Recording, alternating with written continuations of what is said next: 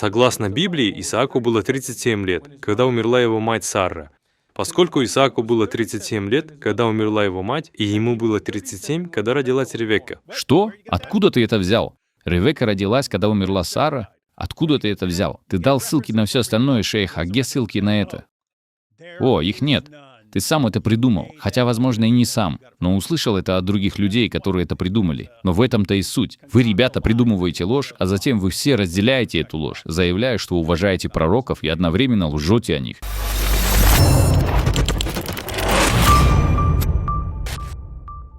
Поехали. Бытие 17:17. Вы это записываете? Что? Бытие 17:17? Хорошо. Сарре было 90 лет, когда Аврааму исполнилось 100. Ребята, вы можете сами проверять. Я записываю это, но вы можете проверять все сами. Нам, конечно, уже не нужно проверять, потому что я просмотрел это много раз. Давайте продолжим и проверим все. И вы можете посчитать, потому что я снова предсказываю. Я еще не считал. Я предсказываю, что будет ложь. Я предсказываю это. Итак, Саре 90 лет. Я почти уверен, что читал об этом какое-то время назад в Твиттере, но сейчас уже не помню, что именно. Я просмотрел несколько примеров того, как люди пытались подсчитать. Они всегда лгут о заключительном отрывке 22 главы Бытия. Или же они просто опускают это и утверждают что-то из этого как факт. Хорошо. Итак, Бытие 17:17. Хорошо? Саре было 90 лет, когда Аврааму было сколько? И это в книге Бытие 17:17. Смотри, они все соглашаются. 17, а не 0. 1:7, 1:7. Ибрагиму или Аврааму было 100 лет, когда родился Исаак или Исхак. Сколько ему было лет? 100. Когда родился Исаак в соответствии с книгой Бытия 21:5, Бытие 21:5. Хорошо. Сара умерла в возрасте 127 лет. Согласно книге Бытия 23:1-2, стихам 1 и 2. Сколько ей было лет? Сколько ей было лет? Он украл это у меня. Сколько ей было лет? 9 лет. Давайте прокрутим немного назад. Немного вернемся назад. Мы не хотим это пропустить. Возможно, мы посмотрим весь клип еще раз. Сара умерла в возрасте 127 лет. 127. Согласно книге Бытие 23:1-2, стихи 1 и 2. Бытие 23:1-2. Сколько ей было лет? Когда она умерла, ей было 127 лет. Согласно книге Бытия, а не согласно исламу. Мы просто говорим о Библии. Бытие 23, стихи 1 и 2. Исхаку было 40 лет, когда он женился на Ревекке, согласно Бытию 25:20. Сколько ему было лет? 40. Согласно книге Бытие 25:20. Даю вам доказательства всего этого. Саре было 90 лет, когда родился Исхак. Исхаку было 40 лет, когда он женился на Ревекке, согласно Бытию 25:20. Сколько ему было лет? 40. Согласно книге Бытие 25:20. Даю вам доказательства всего этого. Саре было 90 лет, когда родился Исхак. Откуда мы это знаем? Делаем вывод из 1 и 2. Если Саре было 90, когда Аврааму было 100 лет, а Аврааму было 100, когда родился Исаак, тогда сколько лет было Саре, когда родился Исаак? 90, верно? Все очень ясно. Исхаку или Исааку было 37, когда умерла его мать, потому что 127 минус 90 — это сколько? 37. Ребята, вы со мной? Минутку. Давайте вернемся немного назад, чтобы все поняли. Исхаку или Исааку было 37, когда умерла его мать, потому что 127 минус 90 — это сколько? 37. Ребята, вы со мной? Вы со мной или нет? Видите ясные стихи? Если вы сбили со счета, то в пункте 3, о котором я упоминал, Сара умерла в возрасте 127 лет. А сколько ей было лет, когда родился Исаак? 90. Итак, если вы вычтете 90 из 127, что вы получите? 37. Это означает, что Исааку, согласно Библии, было 37 лет, когда умерла его мать Сара. Поскольку Исааку было 37 лет, когда умерла его мать, и ему было 37, когда родилась Ревекка. Аха, вот оно что. Вы уловили ложь?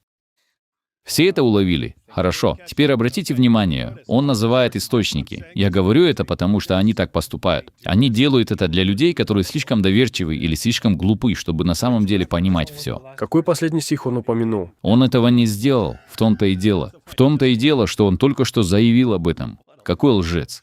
Но обратите внимание, что они будут делать, хорошо? Я говорю это, потому что я вижу это снова и снова. Смотрите, Бытие 17:17, царю было 90 лет, Аврааму 100. Бытие 21, Аврааму было 100 лет. Сара умерла, ей было 127 лет. Это из книги Бытие 23:1-2. Исааку было 40 лет, когда он женился на Ревекке. Это из книги Бытие 25:20. Саре было 90 лет, когда родился Исаак. Исааку было 37, когда умерла Сара, потому что мы умеем считать.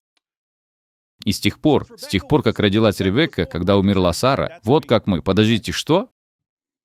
Да, нет довода. На самом деле у них ничего нет. Что ты сказал? Что ты сказал, шейх? Откуда ты это взял? Давайте вернемся назад, потому что, смотрите, на этот раз он просто так заявляет это. Он просто так говорит. Он такой дает ссылку. И если вы смотрите, то видите ссылки на то, сколько лет было Саре, на то, сколько лет было Аврааму. Вы найдете ссылки на то, сколько лет было Исааку. Не хватает только того, как связать все это, что угодно, с возрастом Ревекки. Как ты определил возраст Ревекки? У вас есть Сара, у вас есть Авраам, у вас есть Исаак. Чего же не хватает? Если вы хотите сказать, сколько лет было Ревекке, то вам нужна какая-то связь. Чтобы понять, когда такой-то женщине было столько лет, когда родилась Ревекка, или что-то в этом роде. И здесь шейх Усман не приводит никаких ссылок, потому что на это нет ссылок. Они просто лгут. Давайте вернемся назад. Согласно Библии, Исааку было 37 лет, когда умерла его мать Сара. Поскольку Исааку было 37 лет, когда умерла его мать, и ему было 37, когда родилась Ревекка. Что? Откуда ты это взял? Итак, ему 37 лет, ему было 37, когда умерла Сара, и 37, когда родилась Ревекка. Откуда ты взял это утверждение, что Исааку было 37, когда родилась Ревекка? Поклонники шейха Усмана. Глава и стих. Очень просто. Глава и стих. Она родилась, когда ему было 37 лет. Это очень просто. Он дал главу и стихи для всего остального. Где эта глава и стих? Очевидно, может, он просто забыл его дать. Так что, ребята, я предоставлю вам такую возможность. В такой-то главе и стихе говорится, что Ревекка родилась, когда Исааку было 37 лет. И, следовательно, поскольку он женился в 40, ей было 3 года. Давайте продолжим. Young Christian прокомментировал: «Я только что понял, что Усман называет 3-летнюю девочку сильнее Эндрю Тейта». Хорошо, давайте я погуглю это. Я уже делал это в прошлом. Значит, она поит? Ребекка поит 10 верблюдов. Сколько воды? Сколько может выпить верблюд? Они скажут, что в то время 3-летние дети были другими. Они были очень сильными. 53 галлона воды за 3 минуты. Обычный типичный верблюд. Это из западного Техаса, университета A&M. Это первое, что выходит в поиске. Обычный верблюд может выпить 200 литров или 53 галлона воды за 3 минуты. Получается, что она напоила 10 верблюдов 53 галлонами воды для каждого. Да, эта маленькая девочка таскала 2000 литров воды туда и обратно. И да, получается, она сильнее, чем даже топ-G, Эндрю Тейт. Ну тогда была другая среда и другое время. В те времена девочки взрослели гораздо быстрее и становились намного сильнее. Вот почему 3-летняя девочка была намного сильнее, чем топ-G сегодня. Это, конечно, все объясняет. Да, итак, давайте продолжим и закончим этот клип. Ревекка родилась, когда умерла Сара. Что? Куда? Подождите. Что? Ревекка родилась, когда умерла Сара? Откуда ты это взял? Ты дал ссылки на все остальное, шейх, а где ссылки на это? О, их нет.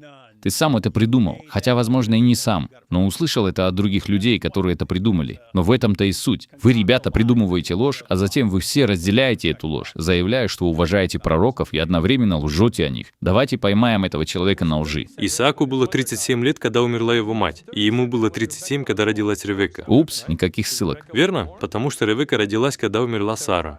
Подожди, что? Он дал ссылки по всему остальному, кроме этого. Так что же это значит? Это значит, что ты лжец. Исааку было 40 лет, когда он женился на Ревекке.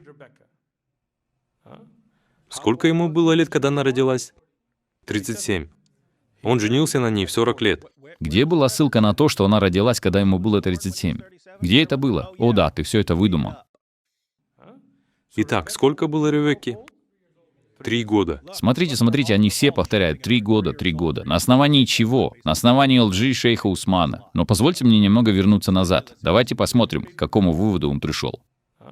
Сколько ему было лет, когда она родилась? 37.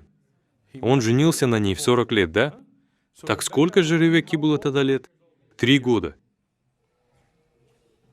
Это все стихи из самой Библии. О нет, ты не привел ни одного стиха. Так что, если вы хотите поговорить о браках с детьми, давайте поговорим об этом. Это то, что нужно сохранить в вашем инструменте дауа. Если кто-нибудь из христиан заговорит о возрасте Айши, верно? Давайте поговорим о Библии. Мы продолжим и взглянем на этот отрывок. Вот, пожалуйста. Итак, это конец 22 главы книги Бытия. Здесь есть отрывок об Аврааме и Исааке. А затем, в конце всего этого, вы получаете небольшой комментарий о том, что Авраам наконец получил какие-то новости из дома. Он был вдали от своей семьи долгое-долгое время. И вот, он слышит новости, и заметьте, что в них говорится. После сих происшествий Аврааму возвестили, сказав: «Вот и Милка родила Нахору, брату твоему, сынов, Уца, первенца твоего, Вуза, брата сему, Кемуила, отца Арамова, Кеседа, Хазо, Пилдаша, Идлафа и Вафуила. От Вафуила родилась Ревекка. 8 сих родила Милка Нахору, брату Авраамову, и наложница его именем Риума. Также родила Тываха, Гахама, Тахаша и Мааху». Итак, чтобы определить возраст, необходимо сказать, что Ревекка и все остальные люди родились немедленно, верно? Когда Авраам услышал об этом, Авраам не просто услышал какие-то там новости. «Эй, вот, все твои родственники, которые родились, пока тебя не было». И они родились в течение определенного периода времени. А нет, Авраам точно получил электронное письмо. Он получил имейл именно тогда, когда это произошло. «Эй, все эти люди родились, и именно тогда они родились». Только вот так это можно все связать. Вот как предположительно можно все связать. И это хороший аргумент? Нет, это один из самых глупых аргументов, которые когда-либо кто-либо приводил. Имейте в виду, что шейх Усман не первый, кому это пришло в голову. Были и европейские раввины, которые совершали точно такую же ошибку, чтобы привести 3-летний возраст. Но им противостали другие, которые указали на то, насколько это глупо. Так вот, это история Исаака и Ревекки. Авраам уже... Мы быстро пройдемся по отрывку, потому что это длинный отрывок. Авраам уже очень стар. Господь благословил его во всех отношениях. Как бы то ни было, Аврааму нужна жена для его сына Исаака. И он посылает своего слугу. Слуга говорит: «Может быть, не захочет женщина». Заметьте, что он посылает его за женщиной. «Может быть, не захочет женщина идти со мной в эту землю? Должен ли я возродить сына твоего в землю, из которой ты вышел?» Авраам сказал ему: «Берегись, не возвращай сына моего туда». Затем слуга ушел, забрав с собой 10 верблюдов своего хозяина, нагруженных всевозможными ценными вещами, которые тот послал Араму. Затем он добирается до города. Затем он молится о знаке того, чтобы ему попалась та самая женщина, которую он пришел искать. Дочери жителей города выходят черпать воду. Может быть, когда я обращусь к молодой женщине, он ищет молодую женщину. Он не ищет младенца, он ищет молодую женщину, а не младенца. Я скажу одной из девушек: «Сделай одолжение, спусти кувшин, чтобы мне напиться». И она говорит: «Пейте, и я напою ваших верблюдов». Очень странно, что 3-летний ребенок предлагает напоить 10 верблюдов. Но это история шейха Усмана. Давайте посмотрим дальше. Прежде чем он закончил говорить, Ревекка вышла, и кувшин ее на плече ее. Итак, Ревекка носит воду для семьи. Она была дочерью Вафуила, сына Милки, которая была женой Нахора, брата Авраама. Ревекка была очень красивой и еще не замужем. Что? Еще не замужем? Подождите, я думал, она совсем маленькая. Ревекка была очень красивой женщиной. Младенец был очень красивый. Девственница. Ни один мужчина никогда с ней не спал. Она спустилась к источнику, наполнила свой кувшин и снова поднялась наверх. Довольно крепкая девушка, потому что тогда кувшины не были легкими. Слуга поспешил ей навстречу и сказал: «Пожалуйста, дай мне немного воды из твоего кувшина». «Пей, мой господин», — сказала она. Напоив его, она сказала: «Я наберу воды и для твоих верблюдов, 10 верблюдов». И они могли выпить по 53 галлона за 3 минуты каждый, пока не насытятся. Поэтому она быстро вылила содержимое своего кувшина в поилку, побежала обратно к колодцу, чтобы набрать еще воды, и набрала достаточно для всех его верблюдов. Не говоря ни слова, мужчина наблюдал. И бла-бла-бла. Когда верблюды закончили пить, над чем ты смеешься? Это так нелепо. Просто представьте себе 3-летнего ребенка, делающего это. Да, 3-летний ребенок. Забавно, правда? В 28 стихе молодая женщина побежала и рассказала домочадцам своей матери обо всех этих вещах. Короче, ребята, Моему сыну сейчас 3 года. Да, моему сыну 5 лет. Моему сыну 5 лет. И только представьте, что он где-то гуляет в поле, знаете, несет свою флягу с водой, а потом появляется какой-то парень, и мой сын говорит: «О, я напою для вас всех 10 ваших верблюдов». Кто-то посчитал, что это 4000 фунтов. Кто-то посчитал и пришел к этому выводу, что вес 4000 фунтов.